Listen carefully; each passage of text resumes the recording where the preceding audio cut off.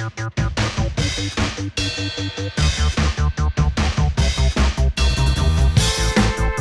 to Review the Future, the podcast that takes an in-depth look at the impact of technology on culture.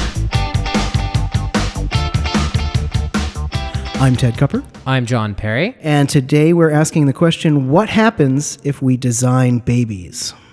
So designer babies, this is a phrase that you've probably heard for decades now. Yeah, and we're not talking about babies that you get from a branded store. Talking about babies that you genetically engineer in That's some right. fashion. Yeah. We're talking about what they call germline engineering, which is specifically when you do editing that can be passed on, right? Isn't that the definition of that? Right. So to contrast it with other types of genetic engineering, you could change something about, say, an adult human that doesn't affect their children.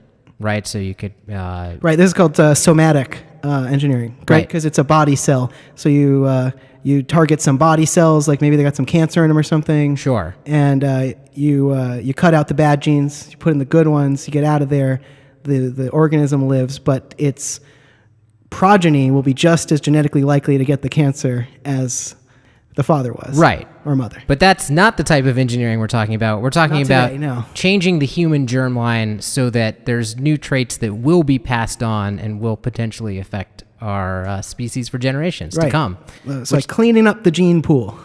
And that's why it's such a fraught issue, right? Because the effects might be felt far into the future. Well, and this is a big topic, I think, because there's been some advancements recently, right? I mean, we're starting to... Before it was sort of science fiction, you couldn't... even as recently as like 2015, I saw a thing where all the top experts who were saying like, this doesn't work frequently enough to even use it. But that seems like it's changing now, right? So a big recent advance that our listeners have maybe heard of is CRISPR, which is an acronym. And I'm not going to go into all the details of CRISPR. There's actually many, many good videos online that can explain it to you. But the basic idea of this technology is that it allows you to make very precise cuts in DNA exactly where you want to make them and to do it relatively cheaply. So it was an advance in I want to say it was about 5 years ago. I should have Something the date. like that, yeah. But it was pretty recent, and so it makes gene editing potentially a lot easier. Now, it doesn't, it's not a silver bullet, it doesn't solve all the problems, but it was sort of an unexpected advance that makes a lot of this stuff sound more plausible today. We have existing trends about cheaper sequencing of genomes. Again, I'm assuming our listeners are aware of that it gets cheaper and cheaper to actually find out what's going on in the genes and to record that information. And you have other trends too that people might not be aware of, like in vitro fertilization, IVF for short, which is, where you merge a sperm and egg outside of a living person, a test tube baby, if you've heard the like casual vernacular. Right, and this is like a standard thing that's now done as a medical procedure, frequently. But that's and that's been around for a while, but that's continued to improve. So success rates for that have gone way up. And obviously once you're doing reproduction outside of a human body, you have improved options for manipulating it, which is something we'll get into.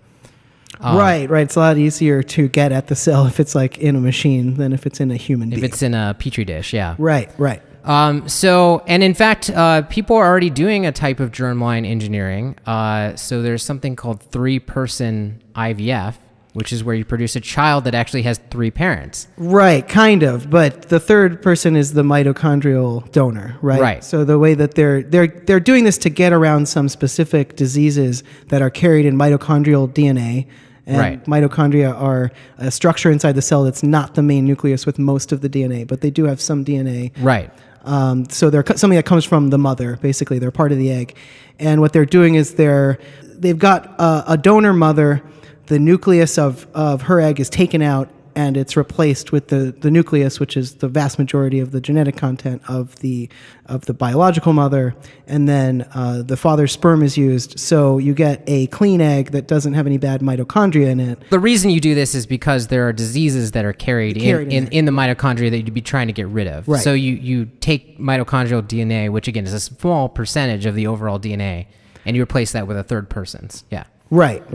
And so We've already had successful births in Mexico and the Ukraine this way, and these are very recent. I mean, again, we're talking about the last 3-4 years here. And that 3-person IVF is now legal in the UK, which is interesting because the UK is one of the places that has traditionally been the strictest about these kinds of rules and the most wary of proceeding with this kind of genetic engineering, and they recently said that this is okay with them.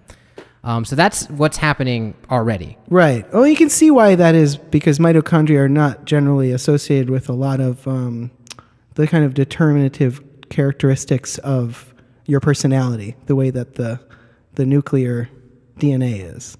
The child that would be born would really still, for all intents and purposes, be the child of the two main parents, and the third parent is essentially just providing a patch that fixes this one problem. Yeah, it's a good way to think of it. It's like a software patch. Right. Yeah. Right.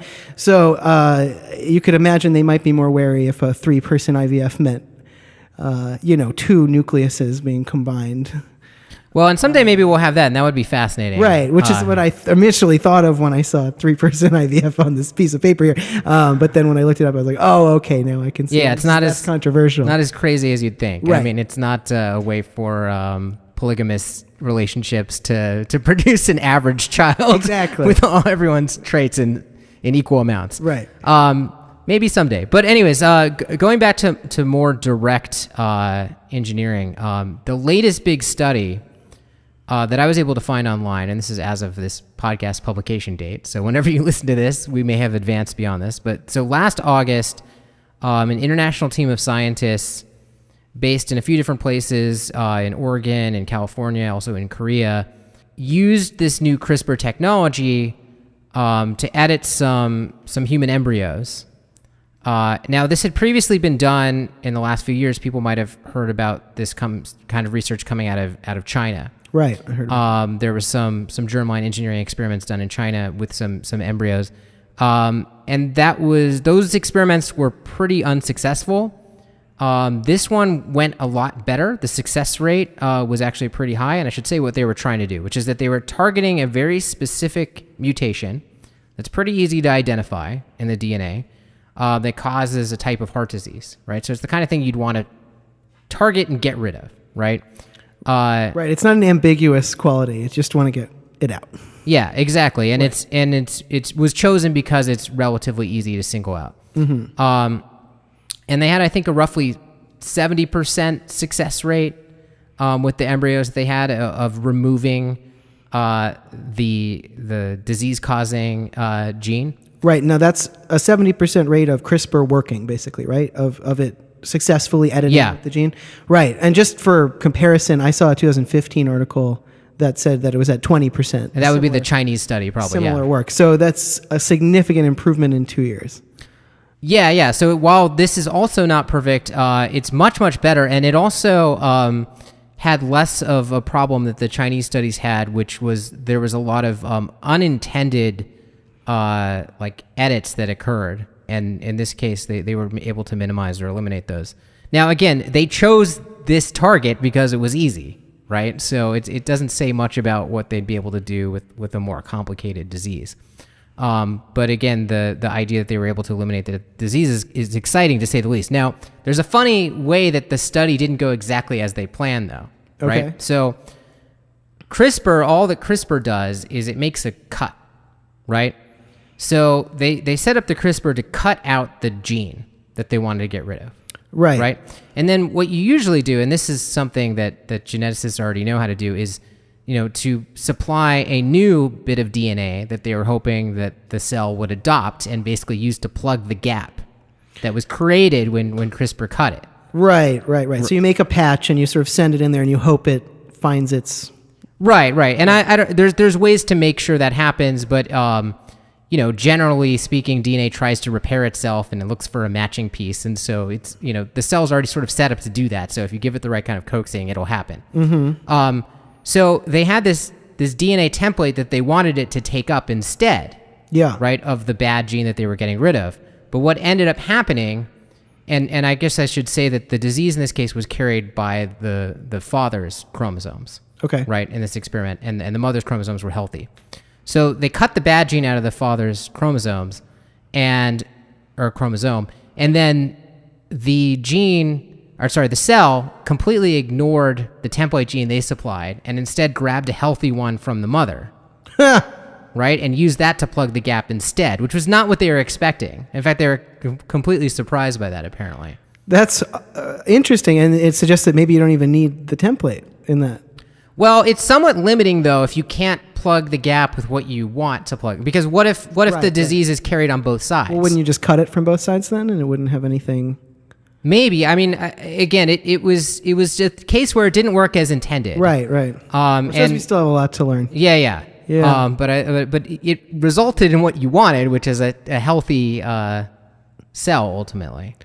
Right, which is that is encouraging for future efforts. So that's interesting. It does seem like the near-term use of this is not anything scary. It's basically just trying to identify some of the most harmful and easy to locate mutations that are out there, of which we know of a few, and just eliminate them from our population, right? I mean, that seems like the least controversial and most likely initial use of this technology. Yeah, and there's a lot of talk about that now. Obviously, there's a lot of people scared of this technology, and we'll get into that for sure in this podcast. But, initially speaking, it seems like a consensus is forming around the idea that, as long as we're cautious and we have some restrictions on this technology, that it makes sense to proceed with trying to eliminate some of these bad inheritable diseases, right? Because who wouldn't want to eliminate them? And that kind of speaks to the legality, because now we're talking about policy. So, right. Are we allowed to do this? We are. There's no specific laws in the U.S., which is all I'm going to talk about, that actually ban this. However, there's no federal funding. No federal funding can go towards this type of work. So if you privately fund it, you can kind of do whatever you want. It's a gray area. It's not banned. I mean, I guess it's not banned, but it's like too abortion adjacent to get federal money or something. Yeah. So, okay. So like the FDA can't supply any funding. Like I don't think any kind of federal funding at all can be used for this. Okay. So that's where it is in the U.S. In other Western countries, it's outlawed, and in most places, it's at least restricted. It's not. It's something that generally governments are proceeding with caution on. I guess that makes sense because the possibility for abuse is there. Mm-hmm. With the technology, you could create potentially human creatures that would suffer in some way. Yeah, and so the embryos in the study we were just talking about were discarded after a few days. I mean, they did not grow into living things. Now, the type of editing that we're talking about in this study is not really the only way to get to designer babies. And so I want to talk about one other way we get there that's a lot simpler, because this might actually be the kind of thing that we lived through long before we're doing really precise editing maneuvers. So I was reading some writing by a guy named Henry Greeley, who teaches at Stanford. He's a bioethicist.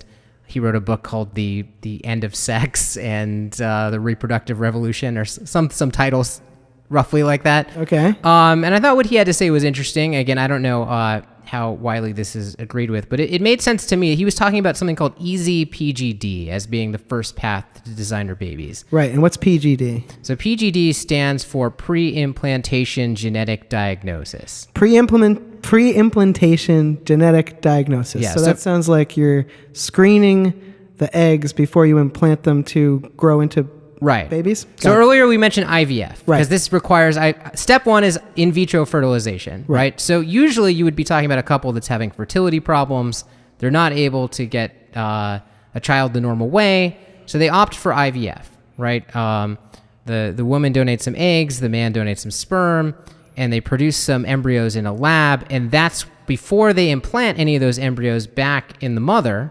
They do this pre-implantation screening of sometimes multiple embryos. I mean, it can be as high, like apparently 15, I was reading, is like a good target number, but you might get less than 10. I mean, but that's like the ballpark for the number of embryos they might be able to make, depending on how they harvest the eggs from the mother. Mm-hmm. So you have multiple embryos to choose from, so you might as well implant the best one, and you might as well screen them for worrisome genetic conditions. Right, and they already do this, right, to some extent. Yeah, this happens all the time. Yeah. So like they definitely check for Down syndrome before they put it in, for example, right? Sure, there are things that are relatively easy to check for. Easy to see. Yeah, and that's the other reason you might opt for IVF, right? Is if you're at risk of certain things, if like you have a high chance of a child that has some kind of condition, you might opt for this slightly more, not slightly more, but actually a lot more onerous process of reproduction. Because it's worth it in the long run if you can prevent your child from having a life-threatening illness. Right. So easy PGD, which is what Henry Greeley is talking about, would be if technology got such that this wasn't such an obnoxious process, so that like any old set of parents might opt for this instead of having babies the traditional way. Right. And now a few things would have to be required for that to happen. Number one is you'd have to be able to get a lot of eggs a lot easier, right? Now, there's sort of a range of how easy that could be, right? You could, there's versions where you might like extract like a slice of the woman's ovary, which is still invasive, but you might be able to freeze it in such a way and use it to produce thousands of eggs after that point. So you have this one-time procedure that then you can produce many, many embryos from. Right. Next step up from that would be to use stem cells. Right, which nowadays they can produce from like your skin, right? So you could. So they've done that with mice. I don't know if they've done that with humans yet. Oh, okay. But that would be the ideal, right? Right. Would be that like the man donates sperm, which is easy. Right. The woman just donates some skin cells, which would also be super easy. Right. You're in and out, and then they're able to use that to harvest a ton of embryos. And then you essentially, if you also have another technology, which is better, basically sequencing and genetic screening, and so that you actually have many different types of traits that you can identify, then you can kind of look at this menu of possible children that are all children that are of your own DNA, right? And you can kind of select the best possible child that you and your partner could theoretically have from this list. So it's not, you're not designing from scratch, you're just kind of optimizing for... Yeah, this is baby optimization. This isn't designer babies, right? This is like what you're doing is you're increasing the amount of possible combinations that you create, and then you're screening them the best possible way to pick the best selection of probabilities. But then you still have to it's still a considerable dice roll because there's still a lot of things we don't know. And then there's still a lot of things that are not genetic, which we should talk about a little bit later. But it's true. But if you're able to have like 100 possible embryos, like pick from 100 possible children the best one. I mean, there's some range there. I mean, sure, absolutely. And I think the biggest range is again with like these diseases and stuff, right? You could almost certainly eliminate any deleterious, problematic mutations that had come up. Yeah, and it's possible you could maybe select for other things. So I mean, here's what this guy Henry Greeley claims, right? Okay. He says, quote, better than normal chances of avoiding other diseases, preferred hair or eye colors, slightly better chances of high math, sports, or musical ability, and parents' preferred sex. The health and behavior differences are likely to be about the same as the average differences between being born to rich parents and poor parents, not enormous, but also not trivial. Now, this is pure speculation from this guy. Right. But it gives you an idea of what I just want to point out quickly that we don't really have any idea that metaphor is very bizarre because we don't know what the advantages of being born to poor versus rich parents are. That's extremely hard to disambiguate. People argue about that constantly. But I'm glad that that's brought up because I think, we're going to get to this kind of rich-poor divide later in the podcast, right? So right. But yeah, I mean, how do you... So that may actually be a tremendous thing, or it may not be. I don't think we really know, but I think his earlier point sounds right. You'll be able to choose their sex, their hair or eye color, which are things that are like kind of arbitrary. And then you might be able to give them a little edge in some areas, but we don't have, mostly it seems like what you'd be able to do is prevent bad things from happening to them because most genetic variation is bad, right? I mean, most of these mutations just lead to diseases. Okay, so this leads into the next topic, right, which is like how much control could we expect to have? Or just right? how much better can you really make a person is sort of maybe what I'm getting at. Well, I mean, think of the best person you know. I mean, that's the top of the known variation spectrum, right? So, Right. like, and think of the worst person you know. I mean, that's the scope of human variation as we know it. Right, but how much of that is due to genetics and not to, I mean, epigenetic phenomena? It seems like we don't know the answer to that. It's complex, and that it's right. I mean, if your point is that quantifying this stuff is difficult, then yes, that's obviously true. It just doesn't seem like we have strong evidence that we could really make Superman with this kind of thing. No. It's like we have mostly evidence that... No, and that quote starts with, easy PGD will not produce super babies. Yeah. I think that's important to stress. Maybe that's just all I'm getting at, is I don't think we can... I think this is a thing where we can eliminate diseases, we can give people minor edges, and then maybe in the future we'll discover things about genetics that allow us to give them real strong edges.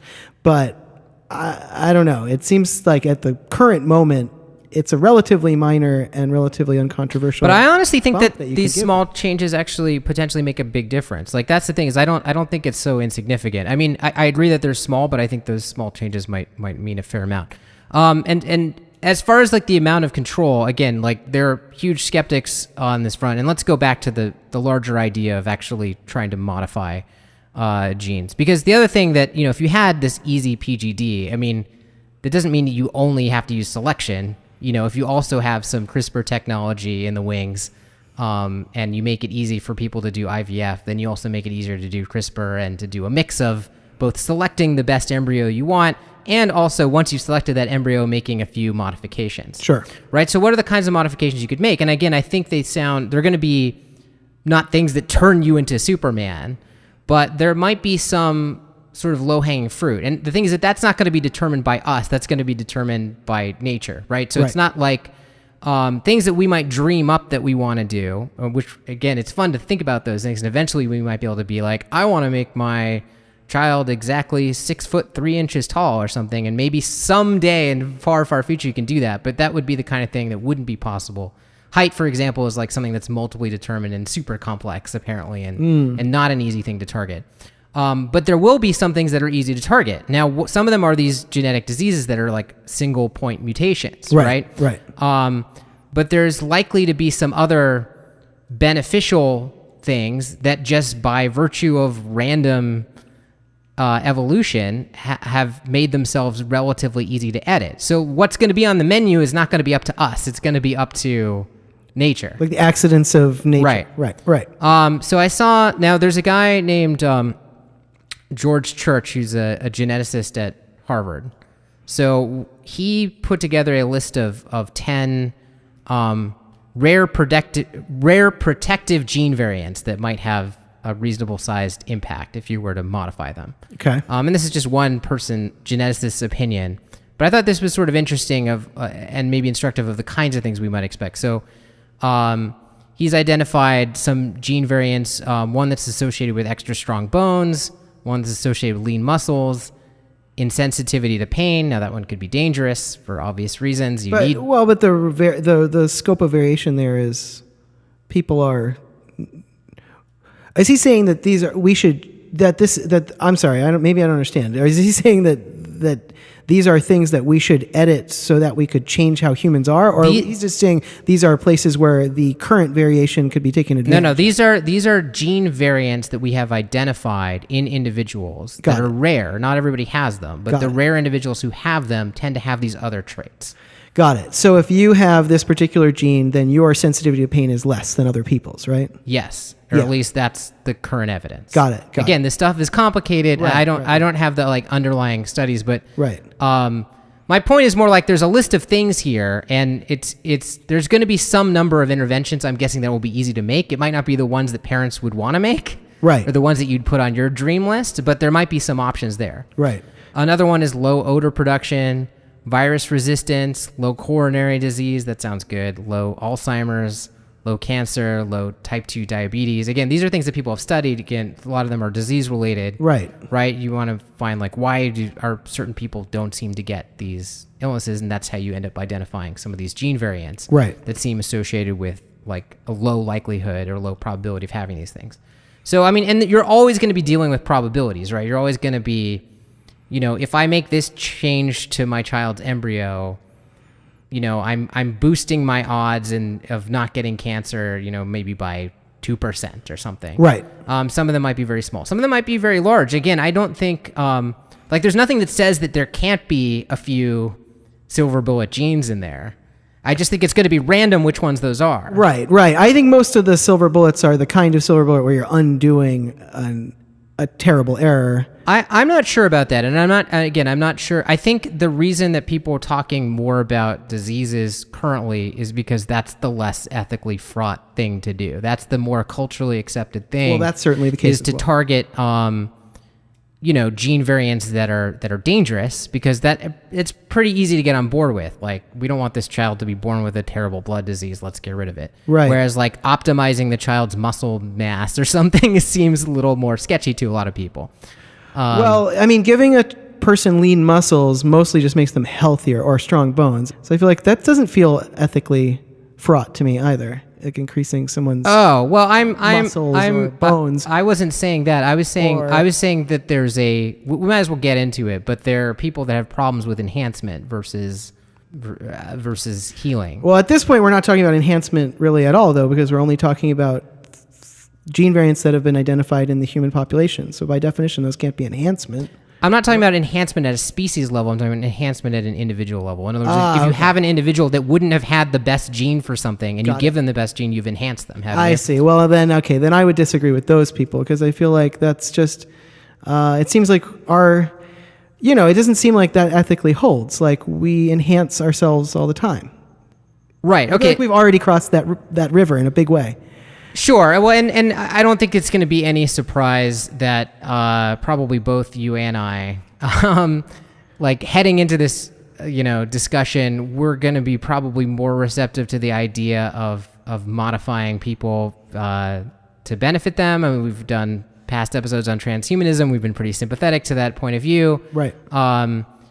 But, it's a concern that people have. We might as well just dive right now into the ethics of this. Let's talk about the ethics. We're there already. Because, again, when I was doing research for this, there's just like a lot of articles that you read that just have this tone, right? Yeah, I noticed that too. And they don't even, sometimes they're not even offering any arguments. There's just this general scaremongering. And I literally saw one essay that gave some weak arguments, and then the third bullet point in their argument was literally, quote, "The ever-present specter of eugenics lurks in the shadows," end quote, which is like some version of that phrase was in almost every article I read. Right. The specter of eugenics. People love that for some reason. Right. And of course, that's just like, people are still upset about Nazis, understandably. They've kind of there's two separate things. Ruined branding for this stuff. Eugenics is bad, right? Yeah. But eugenics doesn't have anything to do with whether or not you're using... hang on. I got to stop you. Why is eugenics bad? What are you calling eugenics? Okay, well, I guess what I mean by eugenics is enforcing some sort of idea of purity through some sort of violence or sterilization or other... Right, so the Nazi Germany version of eugenics. Yeah. Sure, or any eugenics program that's about breeding out undesirable people, but not based on... that is inherently bad, but I feel like you don't need any of this technology to do that. Obviously, they did it in Nazi Germany. And you also...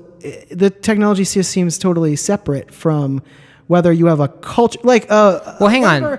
Here's another, what about Gattaca, right? Sure. So Gattaca is this genetic apartheid world, right? That's the basic premise, is that everybody's genetically screened, and if you're in the good genes, you go in one world, and if you're in the bad genes, you go in a different level of society, caste, whatever, and then it's a love story or something on top of that, right? So the main premise is that, it's bad to divide society based on genetic markers. Right, but to me, now we've moved into a different issue, which is, I think, this, which is another concern that people have, is this, bifurcation, this rich-poor access divide. I mean, in Gattaca, essentially, you have an underclass, right? Right, but and an overclass. Now, am I remembering it wrong? Isn't it just based on your genes, though, not on your wealth? Is it about... isn't it like you get the wealth because your genes are good in that movie? No, I agree, but I think it's similar to the concern. One of the concerns that people have, and wealth is one of the ways they see us getting there, right? Is that this is going to be available to some people and not to others, and that there's going to be this stratification in society. Now, whether that's as a result of money or just personal choice, and like exactly how it works in Gattaca, the point is like you have this splitting of society into like two groups. Right. No, that feels like a completely different issue to me because that's about like there's. Yeah, that is a different issue. I thought that's what you were bringing up, but like I mean, going back to.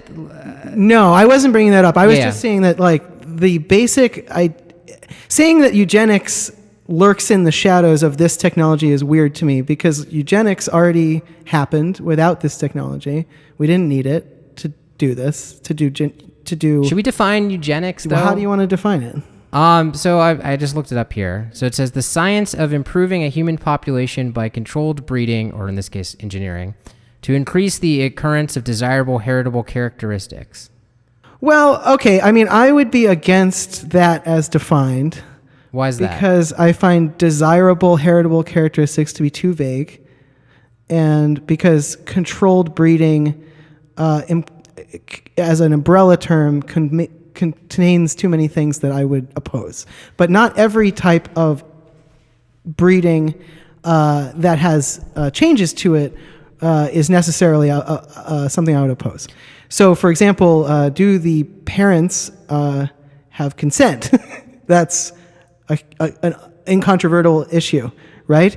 If your controlled breeding program involves lack of consent of parents, I don't support it. So that takes us into policy, right? Now, again, when we're talking, the reason I didn't like the quote, "The ever-present specter of eugenics lurks in the shadows," and people constantly bringing that up without explaining it in their articles, is because we're talking about a technology here that can be used for great good or possibly for evil, I suppose. But I guess what they're implying there is maybe some set of policies, and maybe what you're talking about is some set of policies that say would mandate certain types of interventions. Now, it's possible to think of some of those policies that don't sound that crazy. Like, for example, I know in China right now, they're really pushing this PGD stuff a lot, and they're using it primarily to get rid of genetic diseases. And you could imagine a government, as a matter of its health policy, partially because it's super expensive to have these children born with these terrible, debilitating diseases, right? Essentially outlawing you birthing a child that's going to be doomed to a life of suffering. And that would qualify as eugenics, but I don't think that sounds particularly terrible. I mean, you may or may not think that's the right policy. I'd oppose that policy. I read about what's been going on in Iceland because one of our readers alerted us to the idea that in Iceland they have basically eliminated Down syndrome at this point. I think they had 2 or 3 births with Down syndrome in the last year, and that's typical. And the way they did it is by giving people access to these tests and having health professionals, which they have some kind of socialized medicine there, all sort of just tell people that the tests are available and that they can get them. And right, and that can be done via the very crude method of abortion with prenatal screening, by the way. So that is how they're doing it. Yeah. So they're prenatally screening and then they're aborting. Yeah. That's how they're doing it. And so Iceland is not a country where they have strong opposition to abortion, unlike Ireland. They're not Catholic or whatever. Sure. So that's part of why that's okay there.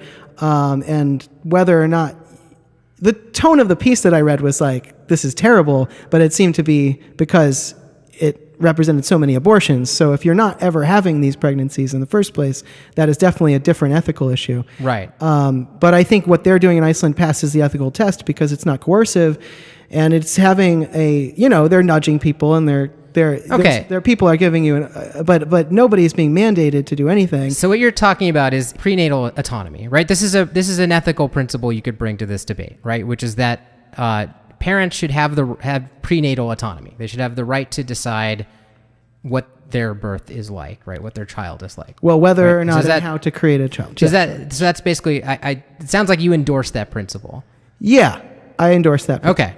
So I don't know what I think yet. I think that most cases that's probably correct. I mean, even if it would be good for society to kidnap a reluctant genius and take their genetic material and make children with it, I would be opposed to that. I think that's... Well, that's a straw man situation. Well, I'm just trying to come up... It's not a straw man. It's just it's a reduction. What I'm talking about... But I just mean... What if society said you're not allowed to have... You have to get your child screened, and you can't like bring a child to term that is going to have cystic fibrosis, because it's going to be super expensive for the state to take care of that, and the child's life is not going to be good, and we can easily avoid that with these pre-screenings, right? So like that would be like one. Now you might be against that policy for good reasons, but right. I'm just saying like that's like a more realistic version. Well, that's a strong version of that, and it's all about who determines what qualifies, and I strongly think that in a case like that where cystic fibrosis is a terrible disease that it makes you suffer quite a lot, you could trust parents to simply make the right choice. And if you had a law that says you have to get the information, I would maybe be on board with that. But that's sort of as far as I would feel comfortable getting on board with.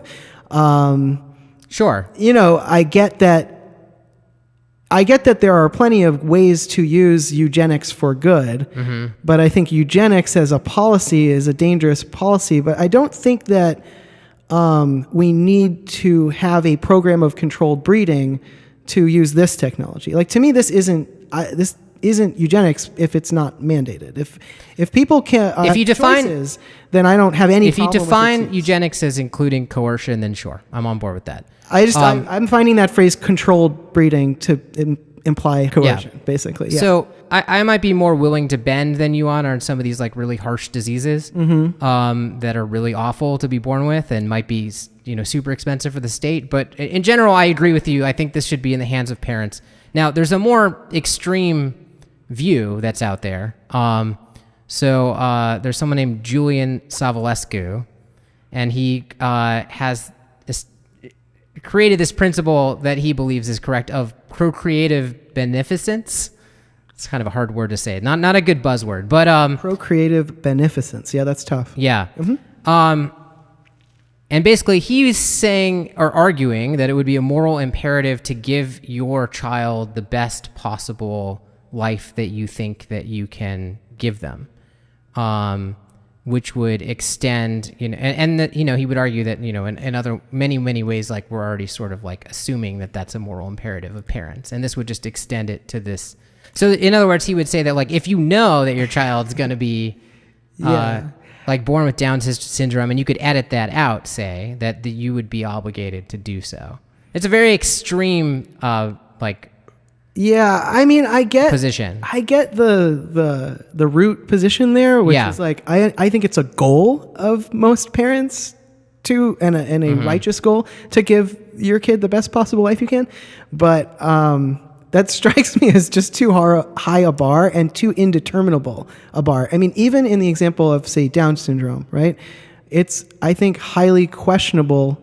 Now, if you can edit the Down syndrome out, if you can go in and take that extra chromosome out, right, and then grow, then I think you're sidestepping the argument that I'm making in my head here. But if the choice is between having a kid with Down syndrome and eliminating that pregnancy and not having that life exist, right, then I think you have a much harder. To me, it's not possible to prove that one is better than the other. Because obviously that person is a burden to society, but they have happy and, relatively normal lives. Now, something like cystic fibrosis is quite different because that's quite painful. Right. But the developmental problems that Down syndrome people have don't keep them from being happy and fulfilled. They cause problems for the people around them. Well, it gets more ambiguous than that, too, because something that I was reading about China and something that some scientists are working on over there as far as like being able to identify with this PGD technology is deafness. It's not something they can identify yet, but it's something they want to identify. Right. And Interesting. And that's like, for some people that are deaf, they consider it a culture, like unto itself. Well, it absolutely is a culture. Yeah. So, I mean, it's I think even more of a gray area as to like what's good or what's bad. And yeah, I mean, to me, that's an obvious place where mandating non-deafness, I would not be comfortable with my government doing that. For sure. Right. Eliminating genetic deafness, you could see that being a problem for the deaf community because it would reduce their numbers significantly.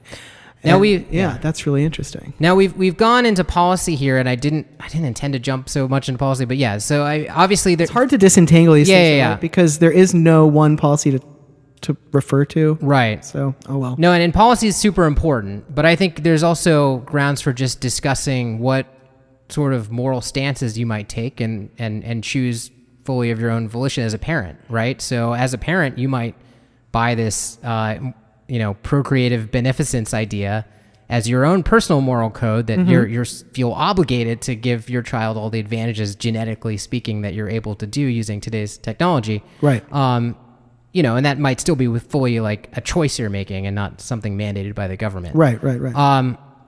But let's go back to the deaf thing just for a moment. Sure. Right?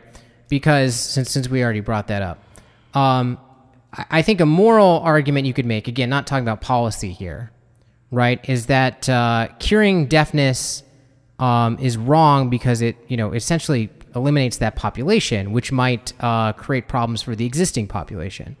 Right. In other words, people might worry that if you push to eliminate what people might call disabilities, then you devalue the lives of those people that already have them, or you divert resources away from them. Now, I find that to be kind of a weak moral argument, actually. Right. That feels like you're losing a consolation prize. It doesn't really make sense to me. It's like, it can be very much true that like deaf culture is a thing and is valuable, but that also it would be a better world where, we had flawless cochlear implants that were cheap and everybody who's currently deaf got cured, right? Right, you could hold both those ideas. I'd be willing, even though I do hold both of those ideas, I'd be willing to sacrifice a world with deaf culture as a present phenomenon. I'm not saying you can't get together and wear earmuffs or turn your implant off and reenact the past and have museums and books and other celebrations of deaf culture. I'm just saying, like, it would be okay with me if it died as a present going concern as a result of everyone being cured. Yeah. Obviously, I wouldn't want it. Right. That I get why people would be concerned about the tail of like deafness is a tough one because people go deaf in their lives, but if we can think about something that's actually purely genetic, like a different disability. What about just Down syndrome? Just use that. Sure. I will just use Down syndrome as an example. So assume that we're breeding out Down syndrome, and that means that like every year we're having like basically no new Downs births.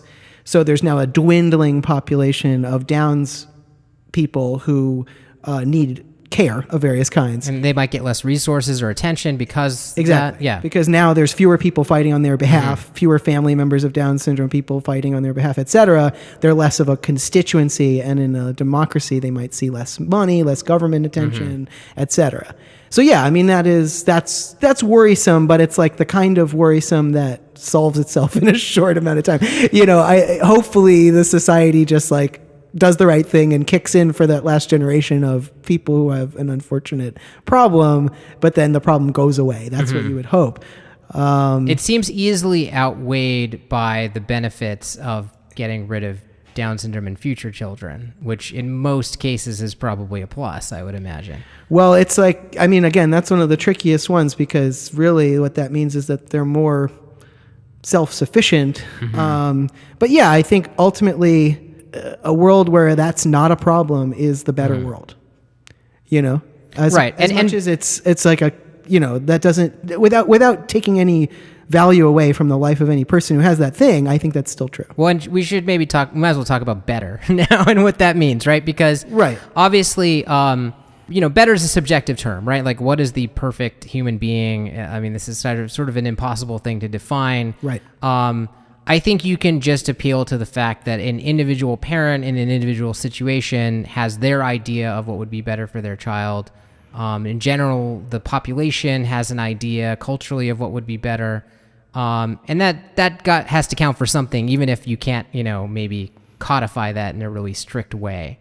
I think most parents, again, as evidenced by Iceland, would probably prefer not to have a Down syndrome child. All else equal, sure. Yeah, and so, while I don't want to pass judgment on those people, I think that, we can make certain calls like that about what isn't better. Right. And I guess we got into this ethical discussion in a bit of a weird way, because the reason I was kind of coming at it kind of defensively with the eugenics thing and with the tone of the articles I was reading is that I do think, I'm not sure what we're going to see, but I think the technology here has, tremendous potential benefits. And I think there's a lot of knee-jerk anxiety about it that isn't super well backed up, right? Now, it'd be one thing if the articles I was reading was making sort of like nuanced, policy arguments, or were, talking about this principle of prenatal autonomy or whatever, but they were just kind of throwing the word eugenics out there and just expecting their readers to be scared and not really diving deeper than that. And that's kind of what I'm responding negatively to. Right, and I'm mostly scary. I mean, as much as I'm giving you some pushback on it, it is mostly scary because it is associated with racist Nazis, and not so much because of what it is. I mean, there are things about it that give me the willies, but I think if it had not been associated with racist Nazis, you would not be so worried about it. And I'm much more worried about this technology giving more supposed scientific authenticity to racists and Nazis and those who are not exactly Nazis but fill a similar niche in the world than I am about anything about this technology particularly. So how would that work? Because that sounds like a new concern. Okay, so what I'm thinking about is the following things. One, better genetic screening would allow much more information about individuals' genetics to be in the hands of governments or other groups, right? So, for example, like it might be typical in the future for when you get your blood tested at the doctor, they also just do your sequence, right? Now, it's a bit of a policy question who gets access to that data, right? But sure. But like, if we happen to have a draconian government, you could see. But this is a privacy concern, kind of? Kind of. It's a privacy concern in the sense that if people believe a racist ideology and they can look and say, this trait which is prevalent in white people codes for something I find desirable, then they can say you have to have this trait or you can't reproduce or we're going to kill you or whatever terrible thing, right? Mm-hmm. And so again, the bad thing here is them being racist, turning into Nazis. Yeah. I don't want to vilify the technology, but I can absolutely imagine how bad people would use this technology to do the kinds of eugenic shit that Nazis did in the past more effectively. Sure. So I think when people are scared of it, this is what I was trying to say earlier. Yeah. So, whatever. So I think when people are scared of it, I think that's what they're actually scared of. If you really were to drill down with them and get past the scary words, I think that's what they're worried about, is they can imagine a nightmare state where these types of technologies are employed to Nazi-like ends. But I think that's sold to people in a lot of science fiction. Absolutely. And that's why their mind immediately goes there. Sure, and I don't think it's an unreasonable thing to be worried about, but I think the thing you should be worried about in that case are Nazi-like ends. Right. Right? And seriously, I mean, even in our modern world, we are not totally free of Nazi-like characters with Nazi-like ends. So it's not utterly crazy to think I would not like those people to have this technology in their pocket. But that's not the same thing as saying the technology is bad. And I see, obviously, that there's tremendous... Well, and the relevant... And there's relevant policy questions as far as, like, again, we talked about government funding not going to this, right? And so if people are... I mean, you want to be scared of Nazis taking over and using it, but you also don't want to be so scared of that you shut down the technology and don't save people's lives with it. No, you definitely should there's a balance shut down the Nazis. That's definitely the better approach. Yeah. That's what I'm advocating. Yeah, absolutely. Okay, so let's talk about it, try to articulate a few other concerns that people have expressed. Sure. One is that this kind of, on some level, dehumanizes the children. I mean, the children it treats them like objects of the parents. To me, this is... You think that prenatal authority does that? Is that what you're saying? Or just genetic engineering in general? I don't think this is an argument I saw. Okay. Just to be clear. Okay. Everything I'm saying, I'm listing arguments. So some people think that this would dehumanize children, and to some extent that's correct. It does treat them like objects, but don't we already do that to a tremendous degree in our law and in our culture? I mean, I remember our old teacher Jim Kincaid talking about that in college, how we hollow out our children and turn them into these sort of projections. So we could give an example, right? Let's say like I really, really want my child to be a good soccer player. Yeah. So every choice that I make on my designer baby menu, I check every box that looks like it's going to turn them into a world-class soccer player. Right. And, I from the time they grow up, I've sort of already pre-decided that for them. Right. And maybe they're really into that because, again, I checked all the right boxes and they just naturally have this gene that makes them also love playing soccer. Well, yeah, good that many humans love playing soccer, so you have good chances there anyway. And so, what's wrong with this scenario? It feels wrong, kind of, but I mean, it's hard to articulate exactly why it's wrong. It feels wrong in exactly the same way that, Serena and Venus Williams' upbringing and Michael Jackson's upbringing, right, and any number of other show parents and sports parents' upbringings seem wrong. I mean, it seems like the parent is overstepping their authority in shaping the kid's life like that. But on the other hand, many great performers and athletes and achievers in various fields come out of this sort of upbringing, and it's not entirely clear to me how this is really different if you're also doing some genetic picking. And where it also gets tricky too is if you select them for these things and they also enjoy the task you've engineered them for.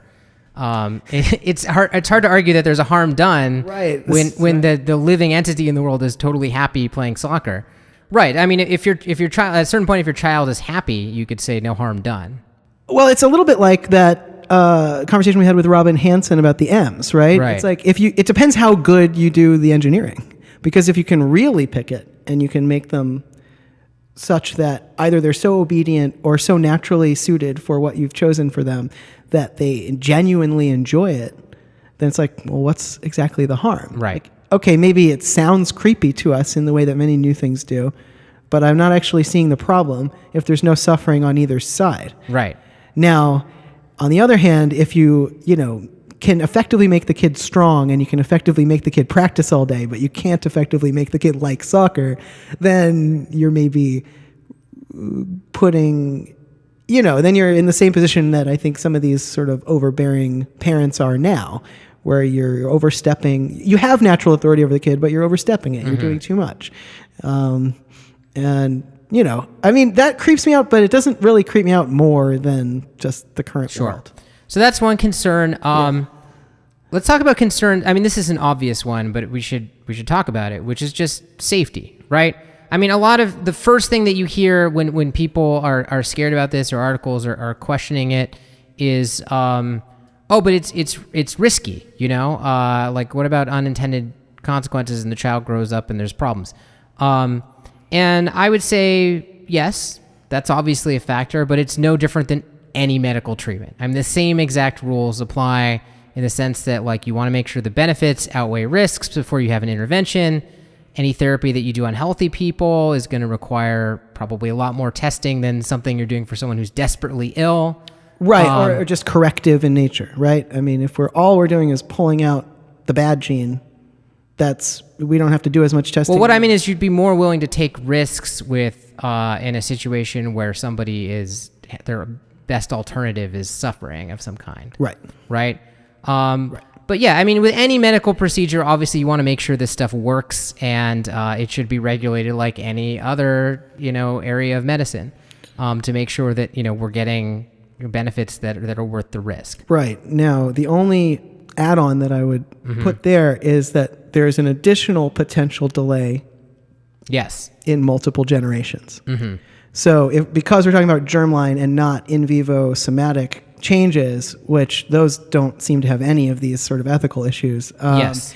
If we take out the bad gene and it works totally perfectly, but 3 generations down the line, it interacts with other genes that are in the gene pool in such a way that, it causes greater problems, we won't really have any way to know that in time to prevent it from not just from entering the gene pool in a way that is essentially unrecallable. Because once you have people out there breeding with these altered genes, you can't very well tell them, like, you have to come in for sterilization because there was an error, right? I mean, that's going to have its own ethical problems if you go to try to do that. So, I mean, obviously you can inform them and try to get there, but you risk letting out into the environment basically a new mutation that could be deleterious in some way. You could have some sort of delayed unintended consequences, right? You could have a gene that has great improvements, even up until age 18, but has problems that don't show up until later, or like you said, maybe even have to be in that generation. I mean, it could be. Something that shows up generations down the line for sure would be even more delayed, I guess. And it could be only in the presence of other genes that you couldn't have possibly tested it with when you developed it. Sure. Because there's so much variation. So you can concoct these scenarios. Right. I think it's a real concern. And there probably will be unintended consequences because it's so complicated. I guess it's not my personal biggest fear, I guess, because the discussion itself shows what a slow-moving process this is. I mean, we're still growing humans the normal way. It still takes a generation, still takes 30 years or something.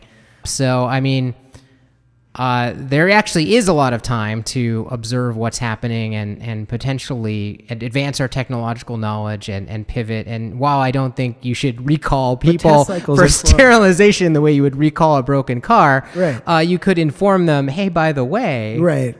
complimentary of the government, you might want to get that fixed. Again, it doesn't have to be forced or coerced, but right. Well, if it's possible to fix it after the fact, then that actually makes it much easier. But I mean, you got to imagine, by the time we get 2 generations down the line, I mean, that's another 60, 70 years of technological progress and knowledge about the issue. And that's why that doesn't concern me as much, because I feel like we have time. We do have time, actually. Like, that's the whole point, right? Right. Well, the problem is test cycles are slow. So before it's released, you're not going to have the time to really check it out. But yes, you're right that any problem would probably spread slowly. And so if we are diligent, it shouldn't be that big of a deal. I'm also assuming our knowledge increases, right? So that which is a fair assumption. Maybe we might have a better way to do a test cycle. Maybe our simulations are improved at that point and so on. Right.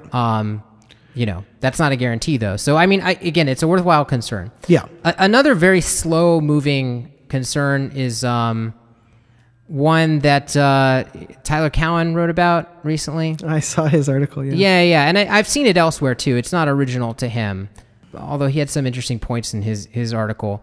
But it's sort of a concern about loss of diversity over time, right? I mean, most parents are going to agree about some things. Probably easy to agree that if, there's a gene variant that makes their child slightly healthier or more intelligent, there's some obvious things that you probably would go for. There might be some less obvious things, like maybe parents all want their kids to have blue eyes or something. There might be fashion trends with babies. I mean, right. And I think when people say blue eyes or blonde hair, again, it's that Nazi specter. It makes people think of Nazis. And I want to just say there's nothing wrong with blue eyes or blonde hair. There's just something wrong with thinking you would say that superior, right? Well, I have blue eyes, that's why I say that. But no, I mean, it's just about thinking that's superior. So as long as we are not Nazis who think blonde hair and blue eye makes you better, I don't have any problem with all parents choosing for aesthetic reasons blonde hair and blue eyes, or whatever, right? Whatever they. But I think some people do, or there's a concern that the population converges towards, being more of the same, right? Because everybody's picking from the same menu, and they say, "Oh yeah, that sounds good. That sounds good. That sounds good," and suddenly, everybody's child is genetically more similar to everyone else's child in some fashion, and maybe over time, you lose diversity. Now, and it's hard to say you lose diversity in what direction, right? Like, what are we getting more of and versus less of? Right. Tyler Cowen has an interesting study that he talks about where apparently parents on some surveys, valued traits that you wouldn't expect. Like parents valued extroversion over conscientiousness or intelligence. Yeah. Things like that. And agreeableness, right? Yeah. Or obedience, which, those aren't so amazing to me that parents would prefer those things on a survey. I'm not sure that's the same as what they would pick when they were picking out a list of genetic traits. And also it's worth pointing out that at this point, none of those things are correlated in a serious way with a gene. They're not easy things to select for anyways. So maybe in the future you'd have a menu where you could choose agreeable versus not agreeable, and they'd be able to do that. But right now it seems like that's not on the horizon. But like I was saying earlier, we're not going to actually choose the menu, right? So it's going to have some things on it, and that might, again, lead to less diversity if they just happen to discover that there's one really easy intervention that gives your child much better health, and it just, by sheer evolutionary chance, that's an easy gene to change. Right. And everybody picks that one, then all of a sudden your culture now has this, everybody's got the same gene in common among the population. Right. But if it's a great health gene, I'm okay with losing diversity on that one, right? It's as long as that gene isn't I feel like a lot of genes are this way where it gives you, protection against malaria, but it also gives you sickle cell. It's the same gene because it's the same mechanism that protects you against the malaria gives you the sickle cell. So if you don't live somewhere with a ton of mosquitoes, it's actually really bad. Right. So I feel like most of these things are more like trade-offs, and we'll just sort of flip to the more useful trade-off. I think generally there are a lot of trade-offs here. I don't think it's a hard and fast rule, though. No, right. Not. And for speculative purposes, I think we can imagine what happens if you get some free lunches, right? Sure. In nature, where you're not supposed to get them. Sure. But sure, and I'm for us getting some true free lunches, and if genetic diversity goes down in that way among the human population, I'm for it. But do you think lack of diversity is itself a problem? I mean, I think it's only a problem in the sense that it creates susceptibility to particular disease, or what I'm saying. It's a problem if the lack of diversity leads to some disease that currently doesn't spreading because right, or something like that. So disease vulnerability goes up with lack of diversity. It's kind of like any monoculture. Like you think about monoculture farming. Yeah. Right. I mean, it's generally more efficient to just grow one thing. But what about groupthink? What about creativity? But you don't want. Well, I don't think that genetic similarity will lead to less. To me, I just don't. I don't buy at this point in time until somebody shows me science that proves otherwise, that we would be able to, that we would have the result of more conformity just because we had more genetic similarity. I don't mean more conformity in the culture. Well, that's the only thing that I'm worried about reducing creativity is cultural conformity. No, but what if everybody's just brains are more similar, right? And in other words, again, we have to get speculative here, right? So let's just assume a lot of the crazier stuff is possible, right? We're fast forwarding a bit. We're imagining some technology that we don't have. Mm-hmm. And everybody does make their child agreeable and extroverted, and maybe also smart as well, because why not? Sure. And that's a certain type of personality. Sure. Right? Do you worry that if you have a lot of the same type of personality, you don't have as many perspectives, and those people are still creative and maybe not conformist, but they're all still have the same basic brain type, and there's ideas that are not being had by the population because nobody's representing these alternate ways of thinking? Well, listen, I could be wrong. I don't really know this, but my intuition is that the wiring of your brain that happens after you are born is more important than the genetic variation between the brains. And that, there is some genetic variation between brains, but I actually think all of our brains are kind of pretty similar and are all doing the same thing, and that we have different perspectives because we have different histories, memories, and senses, and then we'll continue to have those things. I'd be more worried, honestly, about some kind of worldwide institutionalized schooling or something, reducing creativity and giving people all the same perspective, than I would in a purely genetic thing that isn't accompanied by a cultural revolution. No, I had the same thought when I was thinking about this. Again, these are not my opinions. I mean, that's just my intuition. I definitely don't know that for a fact. Well, I thought about brain plasticity and the fact that, people are still going to have to fill different niches in the world because we live in a very specialized society where everyone has to be very specialized to work. Right. And brains are adaptable, and that means that a certain amount of diversity is going to be forced into existence by people just fulfilling the roles that civilization needs. Mm-hmm. Now, you can always ask what about the alternate universe where you didn't pursue that those like genetic interventions, and would that be even more diverse? And the answer is maybe. Maybe, right. We don't necessarily know because we don't know exactly what all the culling mechanisms are, right? I mean, it'll give you more dice rolls, so that's for sure. Yeah. Right? It'll give you more random generators, but then there's also like a culling thing that's always happening where some of those random branches are getting snipped short, and it's not exactly clear how this affects that. I guess you can every once in a while, like in history, not even every once in a while, but pretty often. I mean, you get different kinds of savants, right? I mean, you get people that are very outside the norm in some way. It stands to reason that at least a fair bit of that must have been genetic, maybe not all of it, obviously.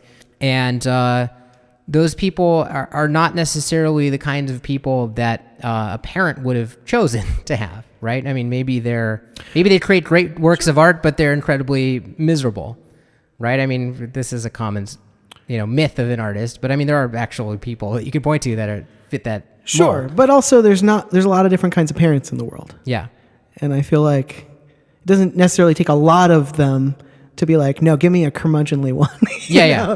Like, I could imagine myself doing that. Like, just be like, I'd be freaked out if my kid was happy all the time. I want him to be as curmudgeonly as I am. I can't play devil's advocate for this anymore. I'm just going to go ahead and say that I thought Tyler Cowen's article wasn't like very convincing at all. In fact, he starts out by saying pretty much that he just doesn't trust parents to make decisions, which strikes me as like a very odd position for someone that leans conservative like himself to say.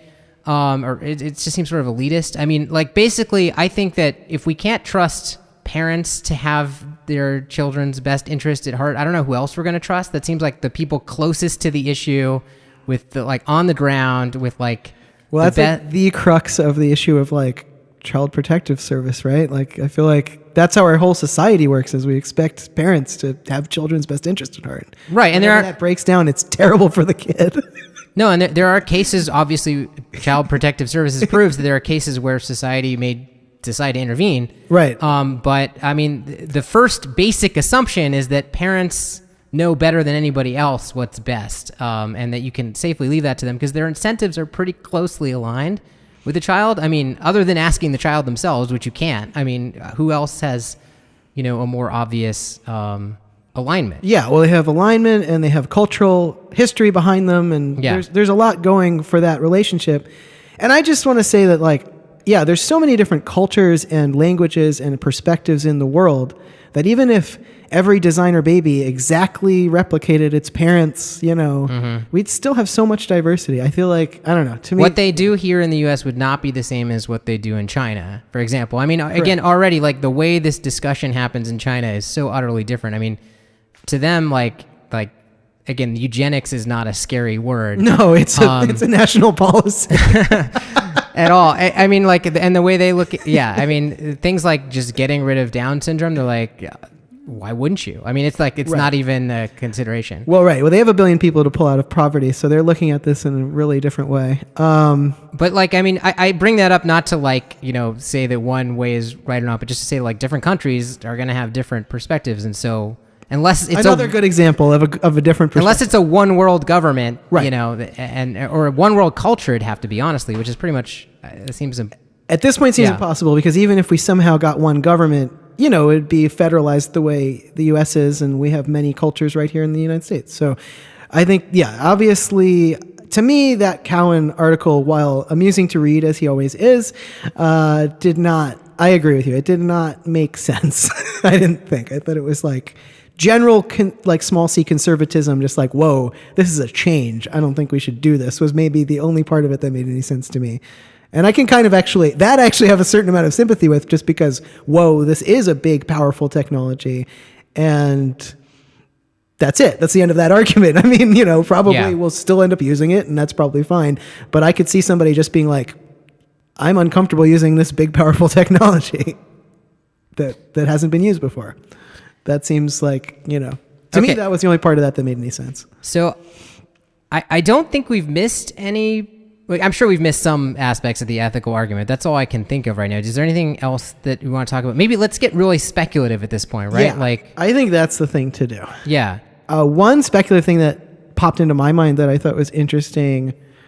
Actually, I was inspired by one of our listeners who had asked us, what if he wanted a tail or an antenna? And then the specifics of that are just like, well, do you, man. But like, by the way, this was a listener who goes by Tratcher on Twitter. Just to give him some thanks, credit. Tratcher. I mean, go for it, do what you want. But I just wanted to generally talk about gene hacking, like the crazy stuff. Okay, right? so let's just. This is not possible now, but let's just imagine a future where there's not just cheaper sequencing, but where there's like much better modeling of what genes do in the body. I don't know exactly how that technology is going to work out, but let's imagine a situation where you can write a gene sequence into a computer and you can click a button and then it can basically simulate for you a body and give you some information about that body, right? And then you could do things like add a tail or an antenna by copying genes of other animals and adapting them until they work. Or you could even just go totally rogue and write your own code. My point is just that at some point in the future, it might be possible to either synthesize a human-like child directly in a computer or gene edit to the point where it's unrecognizable from normal humanity, right? Or where it contains elements outside of normal humanity. Things like tails or antennas, things like an eye that can see infrared, things like, that reminds me of a point I wanted to make too. Okay. So first of all, we were talking about diversity earlier, right? Right. Now what you're talking about is super diversity. Well, this is a different kind of diversity. So obviously once a new generator. Once we get to this point, right, then I think it's hard to argue that we're not going to have access to more diversity. And I guess like the way I wanted to connect it is that this crazy place where people have antennas and tails, right? We get there gradually, right? And the technology is going to change every year. So like all the babies born in 1 year, right, might all have set as traits, but the next 3 years later, they might all have another set of traits. Right. So yeah, we might have these roughly classes, like the way you have a school class of people that were all born in the same year and they're all kind of a monoculture, but the monoculture is going to constantly shift. And then the end game is something crazy. It's these waves of conformity that we've talked about that exist elsewhere in the digital world. We're like, baby names. Look at baby names. Baby names It'll is be a like great baby example, names. where there's like all Jessicas are going to have, antennas, and then all Katies are going to have tails because of the year they were born. You know, and it's like the way all Jessicas will be extroverted with tails, right? But then 20% of Katies won't be because we'll discover that a generation of extroverts is fucking annoying, right? And you need to have some people shut up or there's never a conversation. Right. But already like the 10% of hipster parents like had gone that way in the previous year anyways, right? The fashion setting ones. Right, but they're not named Jessica, Yeah. They're named Beatrice and they're all friends with a Jessica. Right. Yeah.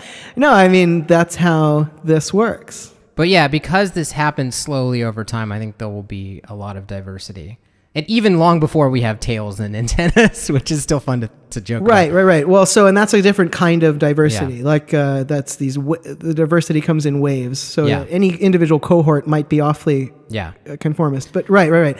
And then if we can do in-body, in vivo editing, then you might see the trends starting to be more just like less about baby cohorts and more just about, everybody is one way, but then the next day everybody's a different way. Right, if you can change as an adult. Because it just becomes fashion. Exactly. It becomes a fashion cycle like every other fashion cycle that we have going.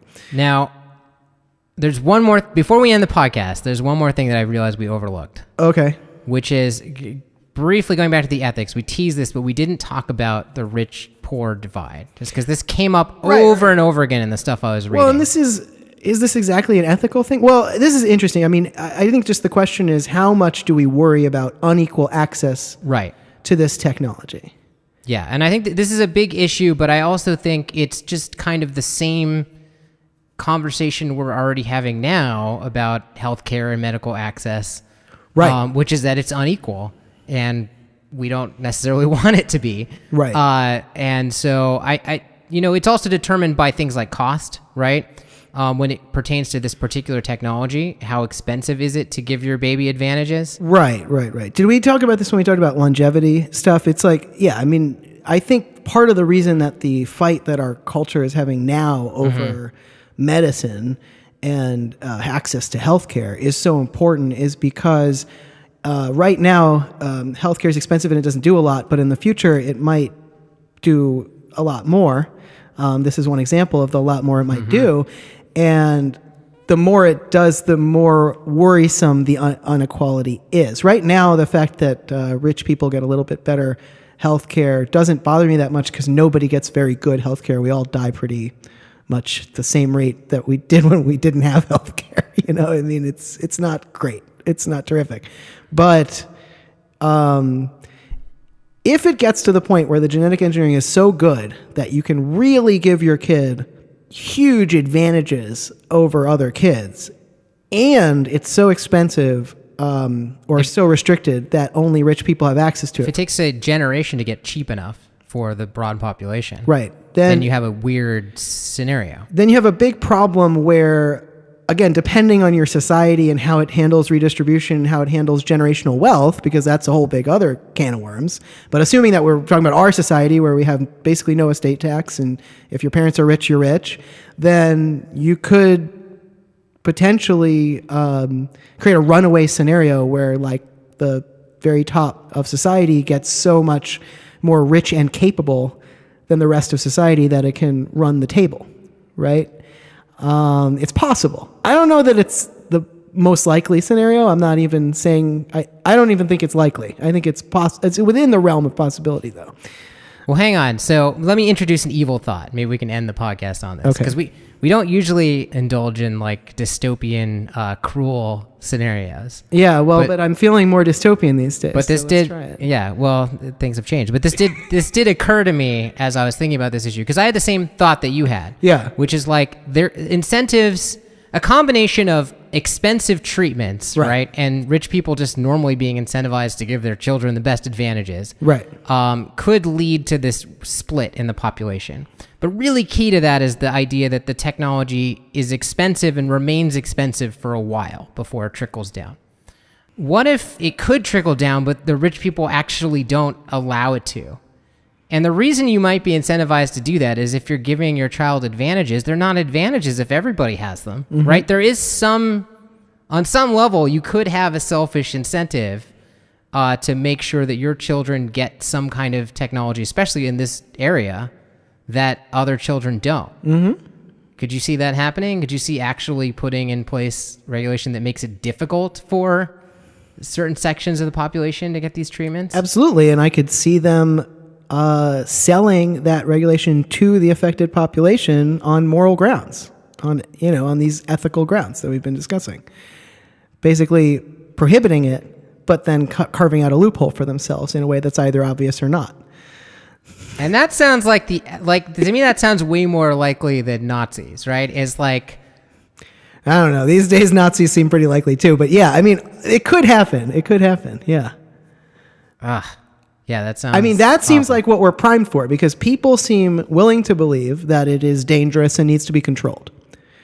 And if they say, well, it's really dangerous and it needs to be controlled and no one's allowed to do it unless blah, blah, blah, blah, blah, and what that is like, you meet a bunch of monetary and safety requirements that are difficult to, that require a sort of, apparatus to... Well, this will be done through the intellectual property system, right? I mean, like there's going to be patents on all this stuff. Patents and right? licenses. And so they can keep the costs high. Yep. And the companies that own those patents are going to be incentivized to keep the costs high because it's their bottom line, right? And like that keeps it expensive longer, and rich people are just kind of okay with that because their children are coasting through society a lot more easily with lower competition. Right. And you could, I mean, it would be possible to get enough of an advantage doing that, even if it then inevitably does trickle down, it's too late. It's not that different from like a FOOM scenario where, eventually other machines become self-aware and smarter than humans, but it's too late because that first machine is already running the world, Right. The rich people have already gotten such a strong lead that you can't catch up. That you can't catch up given the current, capitalist game as it's set up. What would be nicely ironic as a funny ending to that story, though, is that the parents can't catch up, right? I mean, these are the evil rich parents concocting this new generation, and then that new generation just leaves them behind, of course. Because what good are my parents? Your genetically engineered child may be, 10 times smarter than you are. Yeah, I mean, if that's possible, then maybe your kids revolt against you, Olympian style, and they become the new gods, and you get relegated to the same trash bin that you were trying to push the poor people into. And it was your own fault. Yeah, so there you go. We just wrote you a nice sci-fi concept. That was sufficiently weird to end the episode, so thank you for listening. Thanks for listening, and we will be back soon with more content. Until next time, I'm Ted Cupber. I'm John Perry. And you've been listening to Review the Future.